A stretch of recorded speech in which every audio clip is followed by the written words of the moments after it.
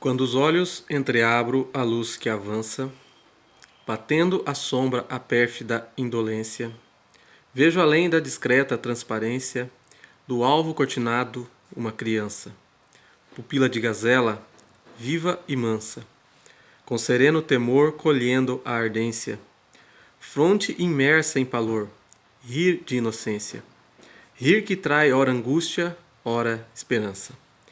Eis o esboço fugaz da estátua viva, que, de braços em cruz, na sombra avulta, silenciosa, atenta, pensativa. Estátua? Não. Que essa cadeia estulta, que há de quebrar-se, mísera, cativa. Esse afeto de mãe que a dona oculta. Esse poema, esse soneto, é da escritora que eu escolhi para apresentar, Narcisa Amália de Campos. Ela é uma carioca, nascida em 1852, filha de um escritor e de uma professora primária. Ela já aos 11 anos ela se mudou com a família para a cidade de Resende, ela é nascida em São João da Barra. E assim como várias mulheres na sua época, casou-se muito cedo. Aos 14 anos ela acabou casando com um artista ambulante. Essa formação que ela teve em casa e mais esse casamento fizeram com que ela fosse uma mulher muito à frente na sua época. Tanto que seu casamento não durou muito tempo. E já em 1872, quando ela tinha apenas 20 anos, ela escreveu o livro Nebulosas, de onde é retirado esse soneto, que era uma exaltação muito grande à natureza, ao Brasil e às lembranças de sua infância. Mas esse poema especificamente trata muito da questão da escravidão. Ela é considerada uma poetisa abolicionista, em função desse posicionamento que ela tinha.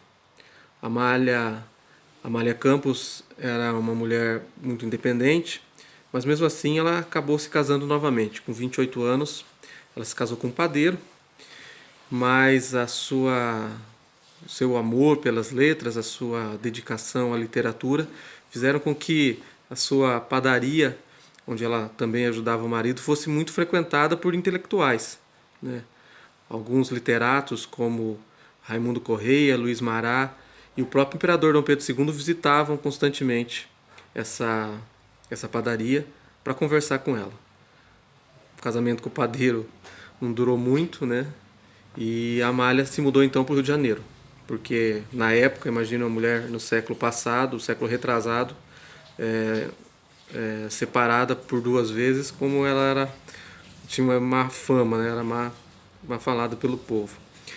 Mas essa mudança para o Rio de Janeiro foi muito importante porque ela fundou então um jornalzinho, um jornal quinzenal chamado A Gazetinha, mas aonde ela começou a escrever. E com isso ela se tornou a primeira jornalista profissional do Brasil. Esse foi um dos motivos também que me chamou muita atenção do trabalho dela, justamente por ela se tornar essa mulher independente muito à frente do seu tempo e de sua época.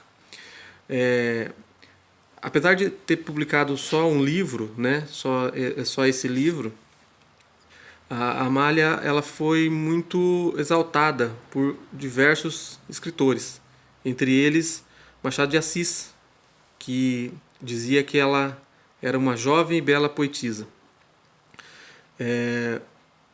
Esse livro, Nebulosas, ele é muito marcante por bater de frente com essas injustiças e também com a monarquia e a sociedade escravocrata que existia naquela época, né?